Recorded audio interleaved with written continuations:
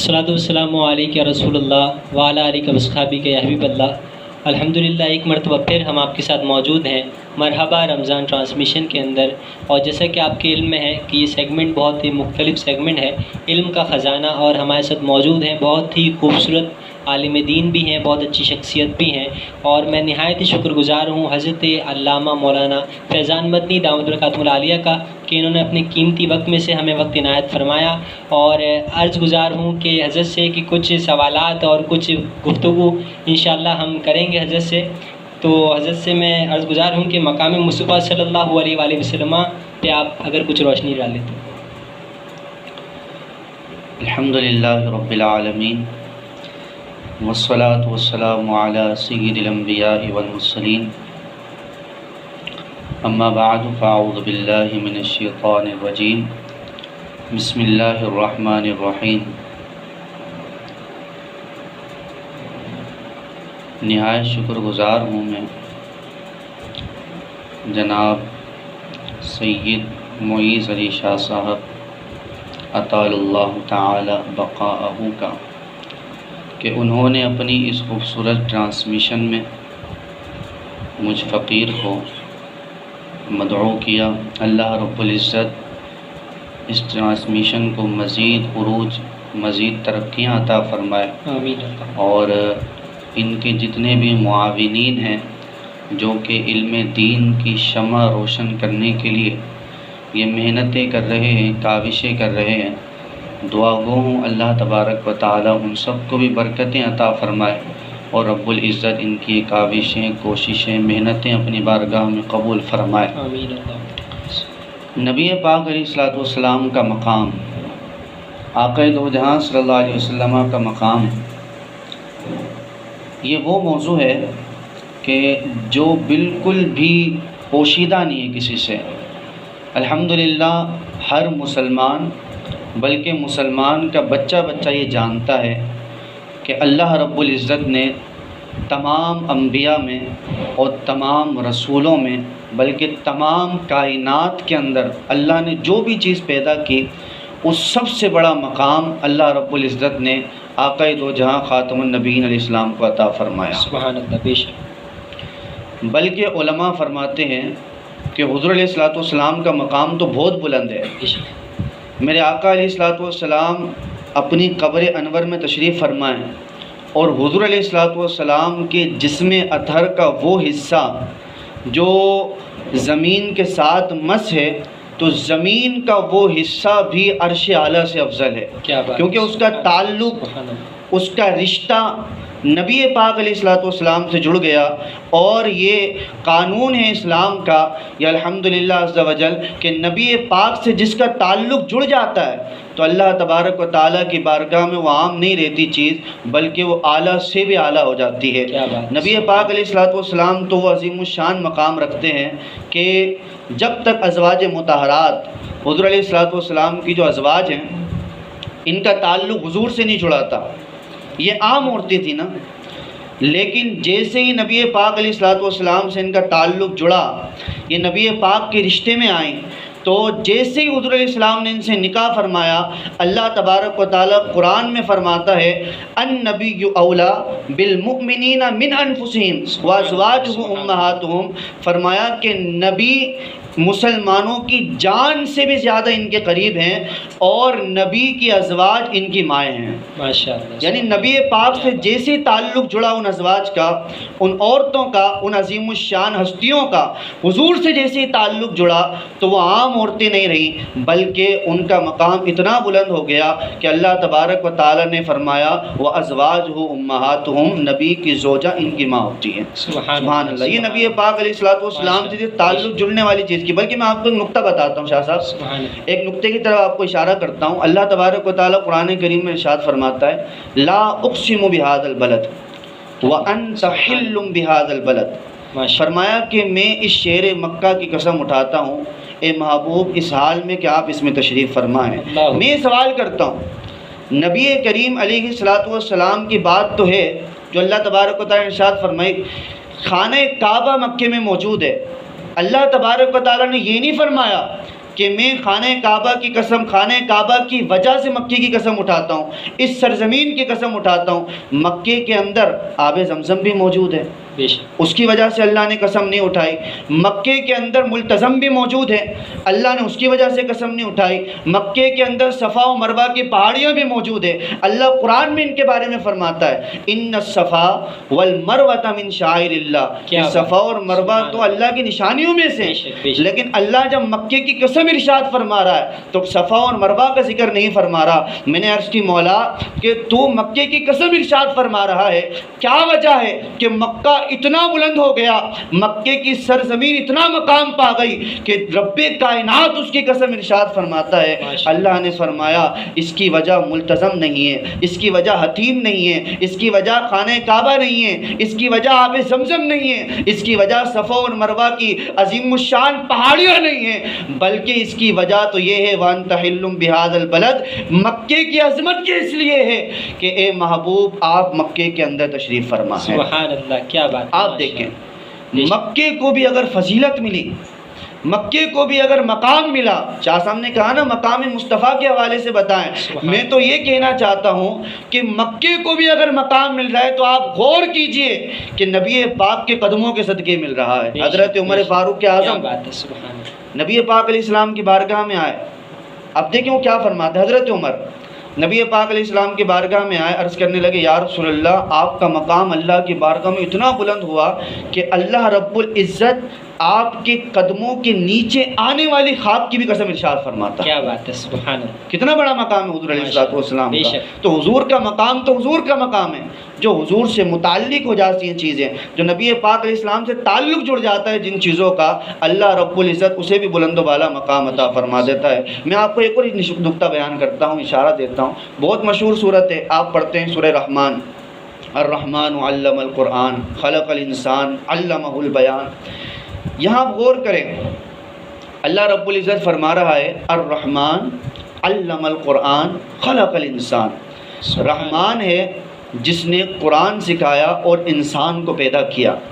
یہاں پر اللہ رب العزت فخر فرما رہا ہے، فخر کا اظہار کر رہا ہے کہ میں رحمان ہوں، میں نے قرآن سکھایا اور میں نے انسان کو پیدا کیا۔ قربان جائیے قاضی ثناء اللہ پانی پتی رحمۃ اللہ تعالی علیہ پر، آپ فرماتے ہیں کہ ہم تو گناہ گار لوگ ہیں، دن رات گناہ کرتے ہیں، صبح ہوتی ہے گناہ کرتے ہیں، شام ہوتی ہے گناہ کرتے ہیں، اللہ ہم پہ فخر فرمائے گا کہ میں نے ایسے انسان کو پیدا کیا؟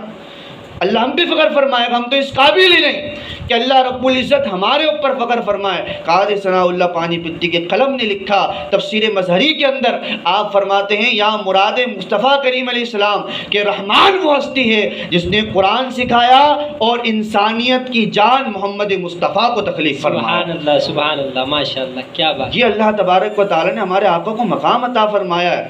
جو لوگ کہتے ہیں کہ حضور تو ہم جیسے ہیں، نبی تو ہم جیسے ہیں، جو کہتے ہیں کہ ان کا تو مقام کیا مقام، وہ تو ہم جیسے ہیں، ہم یہ کہتے ہیں کہ نبی کریم علیہ السلام کیا مقام کو قرآن میں غور کریں، حدیثوں میں غور کریں کہ نبی کریم علیہ السلام کے مقام کو اللہ نے کتنی بلندی عطا فرمائی۔ اللہ تبارک و تعالیٰ قرآن میں فرماتا ہے نبی پاک علیہ السلام کا مقام یہ بندے کے فیصلے سے پتہ لگتا ہے۔ میں اگر کسی چیز کا فیصلہ کر دوں کوئی حیثیت نہیں ہوگی اس کی، ناظرین اس کی کوئی حیثیت نہیں ہوگی۔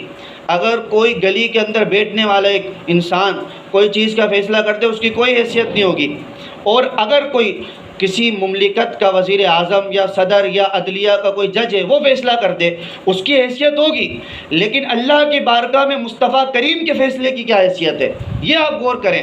اللہ فرماتا ہے وما کان لمؤمن ولا مؤمنۃ اذا قضى الله ورسوله امرا ان يكون لهم الخيارة من امرهم، فرمایا جب محمد مصطفیٰ صلی اللہ علیہ وسلم کسی چیز کے بارے میں فیصلہ فرما دیں تو نہ مرد مومن کو اختیار رہتا ہے نہ مرد عورت کو اختیار رہتا ہے۔ کیا بات ہے، یہ حضور کے فیصلے کا مقام ہے۔ تو نبی کریم علیہ السلام کا مقام شان مصطفیٰ یہ تو ایک ایسی چیز ہے کہ لکھتے لکھتے قلم ٹوٹ گئے، صفحات ختم ہو گئے، لیکن نبی کریم علیہ السلام کے اوصاف کا یہ باب ایسا ہے کہ یہ باب کبھی بھی ختم نہیں ہوگا۔ علماء کرام آئے فقہا آئے، بڑے بڑے مفسرین، بڑے بڑے محدثین، انہوں نے کتابیں لکھ دی، اتنی ساری سیرت کی کتابیں موجود ہیں۔ آپ حضور کا مقام دیکھیں، نبی پاک علیہ السلام کی عظمت دیکھیں۔ ایک بادشاہ ہے، وہ اتنا بڑا مقام رکھتا ہے سلطنت کے اندر، لیکن کوئی ہے جو یہ گنے کہ اس کی داڑھی کے بال کتنے سفید ہیں؟ اللہ اکبر کبیر۔ کوئی گنتا ہے؟ بھائی بادشاہ ہے آپ کا، آپ کی مملکت کا سربراہ ہے، لیکن کوئی بادشاہ کی داڑھی کے بال نہیں گنتا کہ اس کے بال کتنے سفید ہیں، یہ لکھنا ہے ہمیں، کوئی اس کو شمار نہیں کرتا۔ لیکن مصطفیٰ کریم علیہ السلام کی عظمتوں کے قربان صحابہ کا عشق رسول دیکھیے، اللہ اکبر، حضور علیہ السلام کا مقام دیکھیے ان کی نگاہ میں، کہ انہوں نے یہ بھی بیان کیا کہ حضور علیہ السلام کی مبارک داڑھی میں بال کتنے سفید تھے۔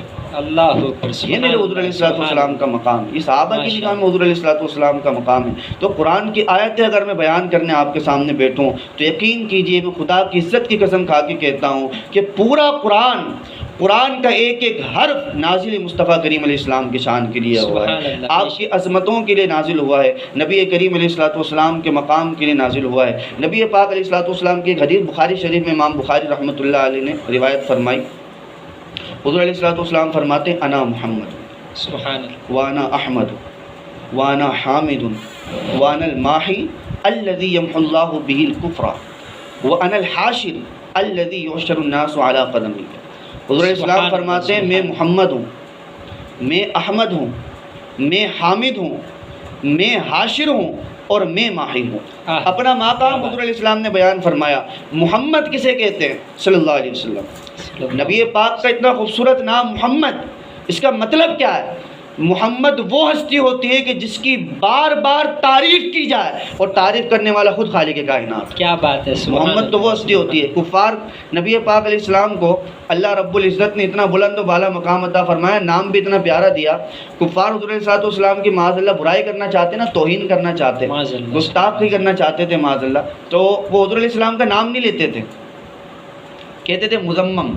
اللہ ناظرین مذمم کہا کرتے تھے، مذمم وہ جس کی مذمت بیان کی جائے، جس کی توہین کی جائے۔ نبی پاک علیہ السلام کی تک یہ بات پہنچتی تو حضور علیہ السلام ارشاد فرماتے وہ تو کسی مذمم کی برائی بیان کر رہے ہیں، ہم تو محمد ہیں، سبحان اللہ، ہم تو محمد ہیں۔ تو نبی کریم علیہ السلام کو اللہ نے نام بھی ایسے عطا فرمایا کہ بندہ اگر اسے برائی کے طور پہ استعمال بھی کرنا چاہے تو نہیں استعمال کر سکتا۔ یہ نبی کریم علیہ السلام کا مقام ہے۔ وہ احمد، حضور علیہ السلام نے فرمایا نا میں احمد ہوں، اللہ تبارک و تعالیٰ نے مجھے احمد بنایا۔ احمد کون؟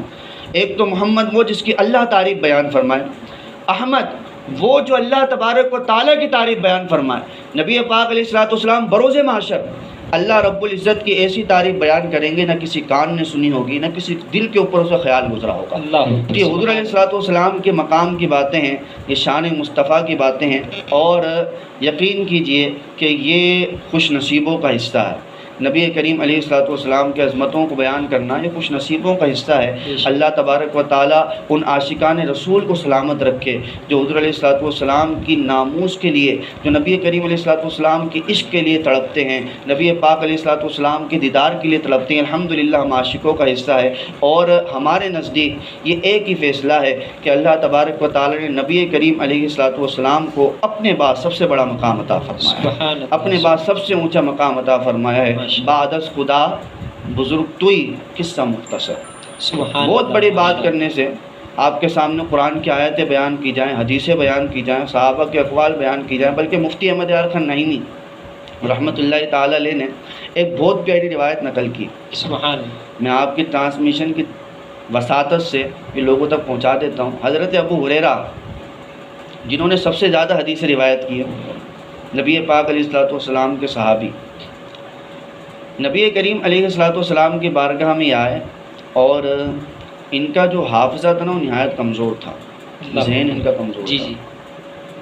تو انہوں نے حضور علیہ السلام کی بارگاہ میں شکایت کی، یا رسول اللہ حافظہ کمزور ہے، آپ کی احادیث سنتا ہوں لیکن ذہن میں نہیں بیٹھ پاتی۔ حضور علیہ السلام کچھ، اب صحابہ کا ایمان دیکھیں، حافظہ کمزور ہے تو بارگاہ میں حضور علیہ السلام کی رسالت میں آ رہے ہیں۔ ایمان دیکھیں حضور علیہ السلام کے اوپر، نبی پاک علیہ السلام کی انہیں پتہ ہے کہ کوئی بھی مسئلہ ہو اس کا حل دربار مصطفیٰ سے مل سکتا ہے، دربار مصطفیٰ سے اس کا حل مل سکتا ہے۔ بہرحال انہوں نے عرض کیا رسول اللہ حافظہ کمزور ہے، احادیث یاد نہیں رہتی، تو آپ کچھ کرم فرمائیں۔ حضور علیہ السلام نے اپنی مبارک مٹھی بند کر کے ان کی دامن میں رکھی، چادر میں رکھی، اور کہا کہ اسے اپنے سینے سے ملا لو، اللہ اپنے سینے سے ملا لو۔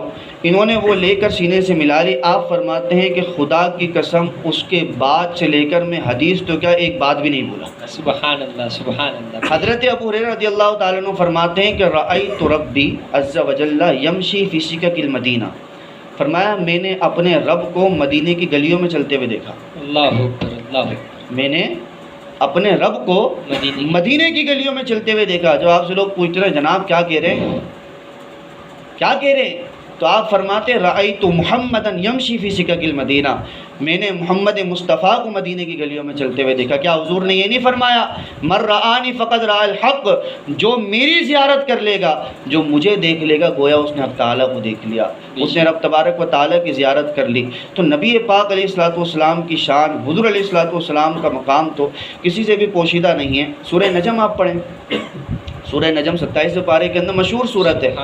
اللہ تبارک و تعالیٰ فرماتا ہے وَالنَّجْمِ إِذَا هَوَىٰ مَا ضَلَّ صَاحِبُكُمْ وَمَا غَوَىٰ وَمَا يَنطِقُ عَنِ الْهَوَىٰ إِنْ هُوَ إِلَّا وَحْيٌ يُوحَىٰ، فرمایا کہ قسم ہے چمکتے ہوئے تارے محمد مصطفیٰ کی، کیا بات ہے، قسم ہے چمکتے ہوئے تارے محمد مصطفیٰ کی، کہ جب وہ عرش سے زمین پہ تشریف لے کے آئے، معراج باپ کا واقعہ پیش آیا، معراج مصطفیٰ نبی کریم علیہ الصلوۃ والسلام عرش سے بھی بالا تر چلے گئے، اللہ رب العزت کی زیارت کی، لامکان کے اندر تشریف لے گئے۔ اللہ تبارک و تعالیٰ فرماتا ہے قسم ہے چمکتے ہوئے تارے محمد مصطفیٰ کی کہ وہ دوبارہ زمین پہ تشریف لے آئے۔ تو نبی پاک علیہ الصلوۃ والسلام کی ایک ایک چیز کے اللہ تبارک و تعالیٰ نے قسم ارشاد فرمائی۔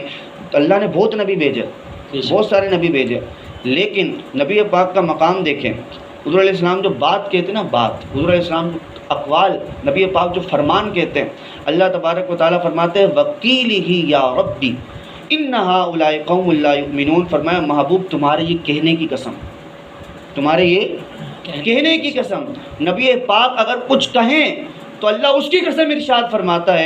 حضور علیہ الصلوۃ والسلام کی آنکھیں فرمایا ما زاغ البصر وما طغى، حضور علیہ السلام کا سینہ الم نشرح لک صدرک ووضعنا عنک وزرک الذی انقض ظہرک ورفعنا لک ذکرک، فرمایا محبوب ہم نے آپ کے لیے آپ کے ذکر کو بلند کر دیا، آپ کے لیے آپ کے مقام کو بلند کر دیا۔ یہاں ایک نقطہ بیان کرتا ہوں شاہ جی، بہت بہترین نقطہ مفتی احمد یار خان نعیمی رحمۃ اللہ تعالی علیہ نے بیان کیا۔ آپ فرماتے ہیں عربی زبان پہ قاعدہ ہے، سبحان اللہ، میں کہنا چاہتا ہوں نا کہ یہ کپڑے میرے ہیں، یہ کپڑے میرے ہیں، میں کہوں گا ھذا الثوب لی، میں اس کا مالک ہوں، میں اس کا مالک ہوں، میرے اختیار میں یہ چیز، بے شک، ھذا الماء لی، یہ پانی میرا ہے، ھذا الکتاب لی، یہ کتاب میری ہے، ٹھیک ہے۔ تو جب عربی زبان کے اندر بندہ اپنی ملکیت ظاہر کرنا چاہتا ہے، میں اس کا مالک ہوں، میں اس کا مالک ہوں، یہ میرا مملوک ہے، اس کے اوپر میری قدرت ہے، میرا اختیار ہے، میں جسے چاہوں دے دوں، جس سے چاہے روک لوں۔